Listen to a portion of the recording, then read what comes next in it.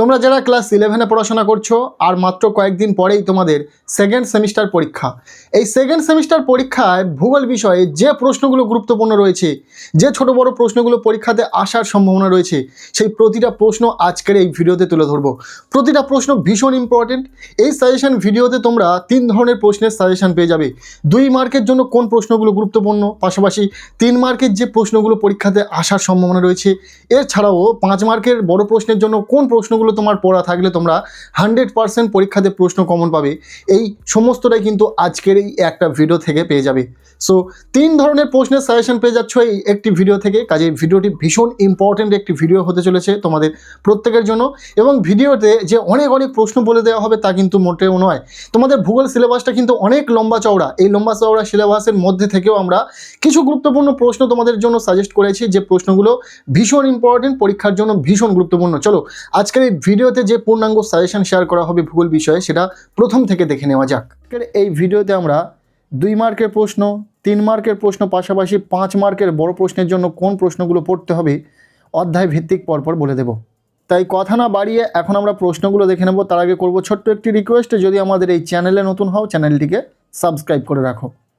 আচ্ছা, শুরু করছি প্রথম অধ্যায় দিয়ে, প্রাকৃতিক ভূগোলের ভিত্তিসমূহ।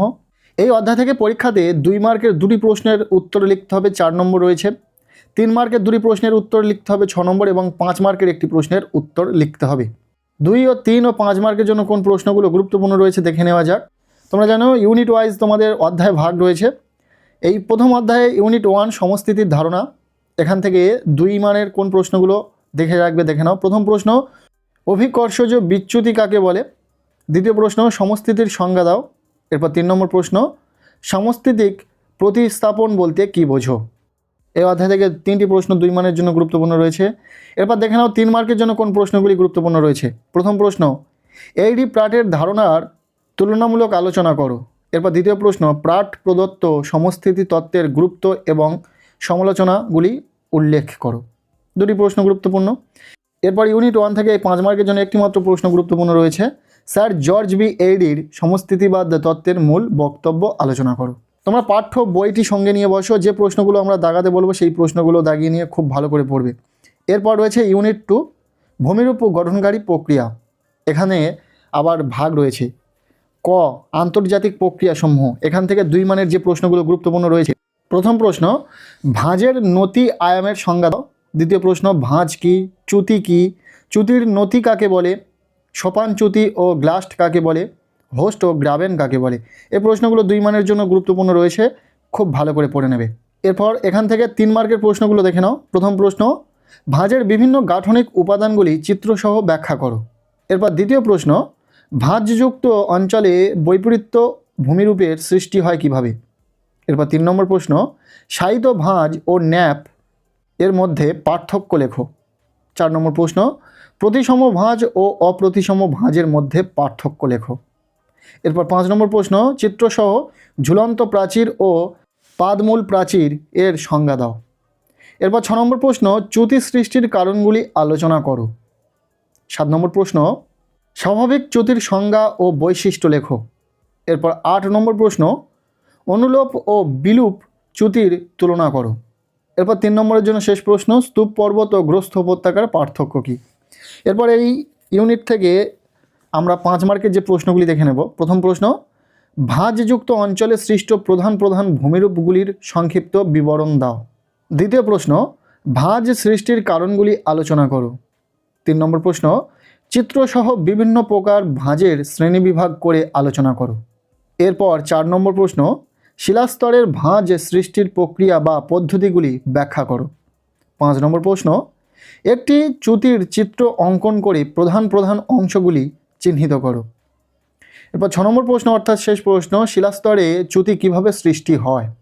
এই ইউনিটের যে দ্বিতীয় ভাগটি রয়েছে বহির্জাত প্রক্রিয়াসমূহ, এখান থেকেও 2 ও 3 মার্কের ও 5 মার্কের যে গুরুত্বপূর্ণ প্রশ্নগুলো রয়েছে দেখে নেওয়া যাক। প্রথমে আমরা 2 মার্কের প্রশ্নগুলো দেখে নেব। প্রথম প্রশ্ন, মৃত্তিকা বিজ্ঞান বলতে কী বোঝো। দ্বিতীয় প্রশ্ন, নগ্নিভবন বলতে কী বোঝো। 3 নম্বর প্রশ্ন, আবহবিকার কী, টর কাকে বলে, শুল্কমোচন প্রক্রিয়ার চিত্রসহ ব্যাখ্যা করো। প্রস্তরচাই খণ্ডীকরণ প্রক্রিয়াটি চিত্রসহ ব্যাখ্যা করো। এরপর 7 নম্বর প্রশ্ন, রেগোলিথ কাকে বলে। রেগোলিথ ও মৃত্তিকার সম্পর্ক কি? 9 নম্বর প্রশ্ন, হিউমিফিকেশন কাকে বলে? মৃত্তিকা পরিলেখ কাকে বলে? শারীরবৃত্তীয় শুষ্ক মৃত্তিকা বলতে কি বোঝো? মালচিং কি? মৃত্তিকা সংরক্ষণ বলতে কি বোঝো? পেডোক্যাল কি? এই প্রশ্নগুলি 2 মানের জন্য গুরুত্বপূর্ণ।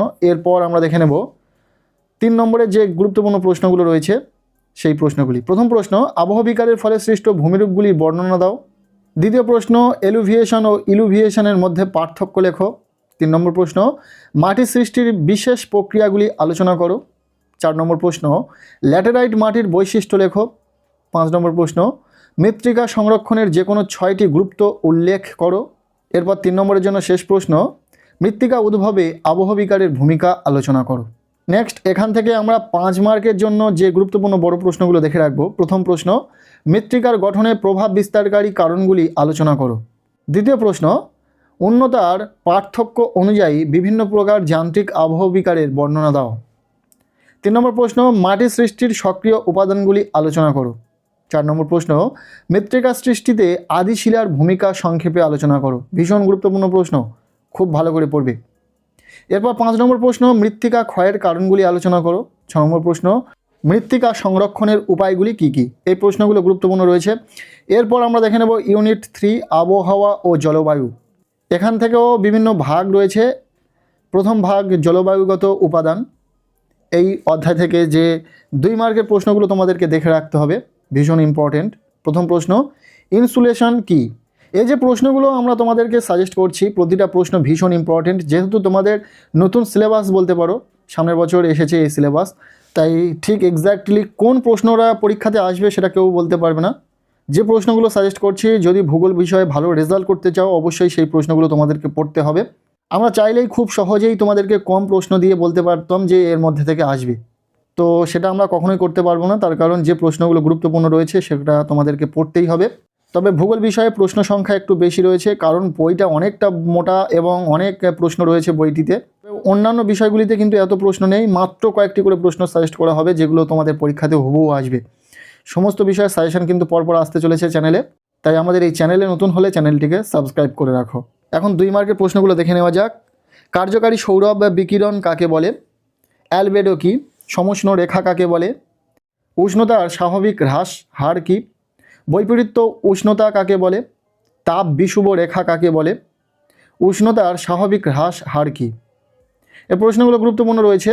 কিছু জায়গায় স্পেলিং মিস্টেক থাকতে পারে, তার জন্য অবশ্যই ক্ষমা প্রার্থী আমি। এরপর এখান থেকে 3 মার্কের জন্য 3টি প্রশ্ন গুরুত্বপূর্ণ রয়েছে। পরিবহন, পরিচালন ও বিকিরণ পদ্ধতির মধ্যে পার্থক্য লেখো। বায়ুমণ্ডল উত্তপ্ত হওয়ার পদ্ধতিগুলি কী কী চিত্রসহ লেখো। এবং বৈপরীত্য উত্তাপের কারণ কী? এরপর এখান থেকে 5 মার্কের জন্য যে প্রশ্নগুলো গুরুত্বপূর্ণ রয়েছে। প্রথম প্রশ্ন, বায়ুমণ্ডলে উষ্ণতার তারতম্যের প্রধান 5টি কারণ চিত্রসহ ব্যাখ্যা করো। দ্বিতীয় প্রশ্ন, পৃথিবীর তাপের অনুভূমিক বন্টন সম্পর্কে আলোচনা করো। এরপর 3 নম্বর প্রশ্ন, তাপমণ্ডল বা তাপ বলয় কাকে বলে? পৃথিবীর তাপমণ্ডলগুলির সংক্ষিপ্ত পরিচয় দাও। এই প্রশ্নগুলো ইম্পর্টেন্ট রয়েছে, খুব ভালো করে পড়বে। এরপর এই ইউনিটের যে দ্বিতীয় ভাগটি রয়েছে, বায়ুমণ্ডলীয় সঞ্চালন, এখান থেকে যে প্রশ্নগুলো গুরুত্বপূর্ণ রয়েছে দেখে নাও। প্রথমে আমরা 2 মার্কের প্রশ্নগুলো দেখে নেব। ওয়ার্কার সার্কুলেশন কাকে বলে? জেট বায়ুপ্রবাহ কি? জিওট্রফিক বায়ু কাকে বলে? আয়ন বায়ু কাকে বলে? এই 4টি প্রশ্ন গুরুত্বপূর্ণ রয়েছে 2 মার্কের প্রশ্নের জন্য, কাজে খুব ভালো করে পড়বে। এরপর 3 মার্কের প্রশ্নগুলো দেখে নাও। প্রথম প্রশ্ন, টিকা লেখো। ফেরেল কোষ, এল নিনো, এই দুটি বিষয়ের উপর টিকা দেখে রাখবে। দ্বিতীয় প্রশ্ন, আয়ন বায়ুর গতিপথে মহাদেশের পশ্চিমে মরুভূমি সৃষ্টি হয়েছে কেন?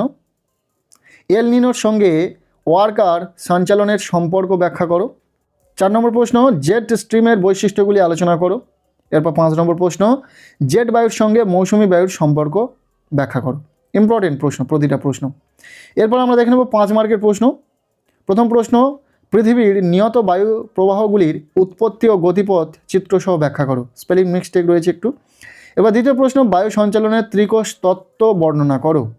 দুটি প্রশ্নই গুরুত্বপূর্ণ। এরপর রয়েছে ইউনিট 4, বায়ুমণ্ডল।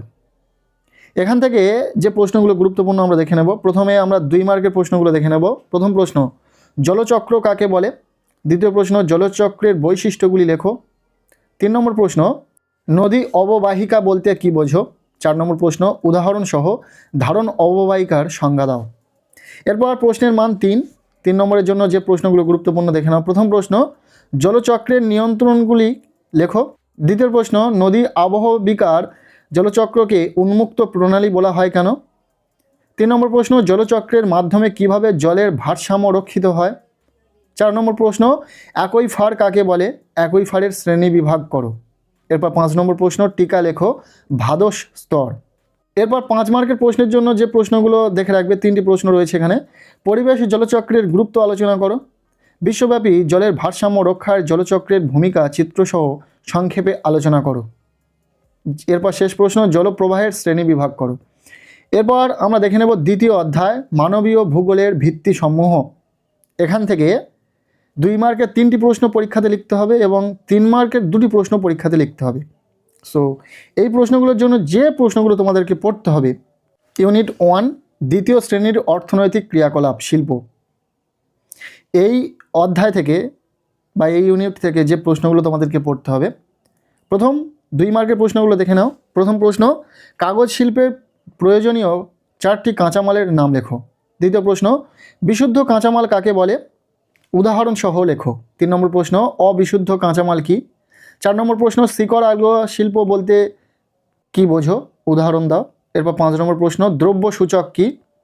খাদ্য প্রক্রিয়াকরণ শিল্প বলতে কি বোঝো? 7 নম্বর প্রশ্ন, বাণিজ্যিক মৎস্য আহরণ কাকে বলে? এরপর 8 নম্বর প্রশ্ন, অনুসারী শিল্পের সংজ্ঞা দাও। এরপর এখান থেকে 3 মানের যে প্রশ্নগুলো গুরুত্বপূর্ণ রয়েছে পরীক্ষার জন্য। প্রথম প্রশ্ন, আমেরিকা যুক্তরাষ্ট্রের পেট্রোরসায়ন শিল্পের উন্নতির কারণগুলি আলোচনা করো। দ্বিতীয় প্রশ্ন, শিল্পের অবস্থানে বিশুদ্ধ ও অবিশুদ্ধ কাঁচামালের ভূমিকা উদাহরণ সহ আলোচনা করো। এরপর 3 নম্বর প্রশ্ন, বাণিজ্যিক মৎস্য আহরণের পক্ষে অনুকূল অর্থনৈতিক কারণগুলি আলোচনা করো। 4 নম্বর প্রশ্ন, মার্কিন যুক্তরাষ্ট্রের খাদ্য প্রক্রিয়াকরণ শিল্পের উন্নতির কারণ সম্পর্কে আলোচনা করো। 5 নম্বর প্রশ্ন, আমেরিকা যুক্তরাষ্ট্রের মোটর গাড়ি নির্মাণ শিল্প উন্নত কেন? 6 নম্বর প্রশ্ন, চীনের কাগজ শিল্পের উন্নতি সম্পর্কে সংক্ষিপ্ত আলোচনা করো। 7 নম্বর প্রশ্ন, পেট্রোরসায়ন শিল্পকে সূর্যোদয়ের শিল্প বলা হয় কেন? এরপর শেষ প্রশ্ন, কাগজ শিল্পের অনুকূল ভৌগোলিক পরিবেশ সংক্ষেপে আলোচনা করো। এরপর ইউনিট 2 তৃতীয় শ্রেণীর অর্থনৈতিক ক্রিয়াকলাপ। এখান থেকে যে প্রশ্নগুলো পরীক্ষাতে আসার সম্ভাবনা রয়েছে, প্রথমে 2 মানের প্রশ্নগুলো দেখে নাও। প্রথম প্রশ্ন, তৃতীয় স্তরের অর্থনৈতিক কার্যাবলীর সংজ্ঞা দাও। গোলাপি পোশাকের কর্মী কাদের বলে? GATT কাকে বলে? সোনালী চতুর্ভুজ বলতে কি বোঝায়? ইন্টারনেটের গুরুত্ব কী? আধুনিক যোগাযোগ ব্যবস্থায় কৃত্রিম উপগ্রহের প্রভাব মূল্যায়ন করো। ইকো ট্যুরিজম বা পরিবেশ বান্ধব পর্যটন কাকে বলে? 2 মানের জন্য এই প্রশ্নগুলো ইম্পর্টেন্ট। এরপর 3 নম্বরের যে প্রশ্নগুলো গুরুত্বপূর্ণ রয়েছে দেখে নাও। প্রথম প্রশ্ন, তৃতীয় স্তরের অর্থনৈতিক কার্যাবলীর বৈশিষ্ট্যগুলি উল্লেখ করো। দ্বিতীয় প্রশ্ন, WTO এর কার্যাবলী কী কী? 3 নম্বর প্রশ্ন, রেলপথের সুবিধা ও অসুবিধাগুলি আলোচনা করো। 4 নম্বর প্রশ্ন, জলপথের সুবিধা ও অসুবিধাগুলি লেখো। এরপর ইউনিট 3 চতুর্থ শ্রেণীর অর্থনৈতিক ক্রিয়াকলাপ। এখান থেকেও আমরা 2 ও 3 মার্কের প্রশ্নগুলো দেখে নেব। প্রথমে 2 মানের প্রশ্নগুলো দেখে নাও। বেঙ্গালুরুকে সিলিকন ভ্যালি বলার কারণ কি? দ্বিতীয় প্রশ্ন, সাদা পোশাকের শ্রমিক কাকে বলে? পরের প্রশ্ন, GIS বলতে কি বোঝো? ভীষণ ইম্পর্টেন্ট। এরপর 3 মানের প্রশ্নগুলো দেখে নাও। চতুর্থ স্তরের অর্থনৈতিক ক্রিয়াকলাপের বৈশিষ্ট্যসমূহ উল্লেখ করো। দ্বিতীয় প্রশ্ন, বিভিন্ন ক্ষেত্রে তথ্য প্রযুক্তির ব্যবহার বা গুরুত্ব লেখো। 3 নম্বর প্রশ্ন, টিকা লেখো আউটসেন্সিং। 4 নম্বর প্রশ্ন, GIS কিভাবে আধুনিক যোগাযোগ ব্যবস্থাকে নিয়ন্ত্রণ করে? 5 নম্বর প্রশ্ন, গবেষণা ও উন্নয়নের প্রধান 3টি ক্ষেত্র সংক্ষেপে আলোচনা করো। এরপর ইউনিট 4 পঞ্চম শ্রেণীর অর্থনৈতিক ক্রিয়াকলাপ। এখান থেকে যে গুরুত্বপূর্ণ প্রশ্নগুলি রয়েছে, প্রথমে 2 ও 3 মার্কের প্রশ্নগুলো আমরা দেখে নেব।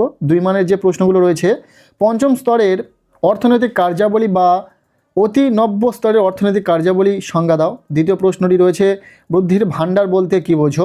3 নম্বর প্রশ্ন, নীতি নির্ধারক কাকে বলে? এরপর 3 মার্কের জন্য যে প্রশ্নগুলো গুরুত্বপূর্ণ রয়েছে, প্রথম প্রশ্ন, অতি নব্য স্তরের অর্থনৈতিক কার্যাবলীর বৈশিষ্ট্য উল্লেখ করো। দ্বিতীয় প্রশ্ন, অর্থনৈতিক কার্য রূপায়ণে বিশেষজ্ঞদের ভূমিকা কী? এরপর 3 নম্বর প্রশ্ন, কোয়াটারনারি ও কুইনারি অর্থনৈতিক কার্যাবলীর মধ্যে পার্থক্য কী কী? এই একদম ইম্পর্টেন্ট প্রশ্নগুলো তোমাদের সাথে শেয়ার করছি। তোমরা বুঝতেই পারছো প্রতিটা প্রশ্ন ভীষণ ইম্পর্টেন্ট। এরপর রয়েছে তৃতীয় অধ্যায় ভারতের ভূগোল। এখান থেকে 2 নম্বরের একটি প্রশ্ন পরীক্ষাতে লিখতে হবে এবং 3 নম্বরের 2টি প্রশ্ন পরীক্ষাতে লিখতে হবে। সো 2 ও 3 নম্বরের যে প্রশ্নগুলো গুরুত্বপূর্ণ রয়েছে দেখে নাও। প্রথমে ইউনিট 1 ভারতের জলবায়ু, এখান থেকে প্রথমে 2 ও 3 নম্বরের প্রশ্নগুলো আমরা দেখে নেব। প্রথম প্রশ্ন, মৌসুমি বিস্ফোরণ বলতে কি বোঝো? দ্বিতীয় প্রশ্ন, কালবৈশাখী কি? 3 নম্বর প্রশ্ন, পশ্চিমী ঝঞ্ঝা কাকে বলে? 4 নম্বর প্রশ্ন, বিশ্ব উষ্ণায়ন কাকে বলে? আশ্বিনের ঝড় কি?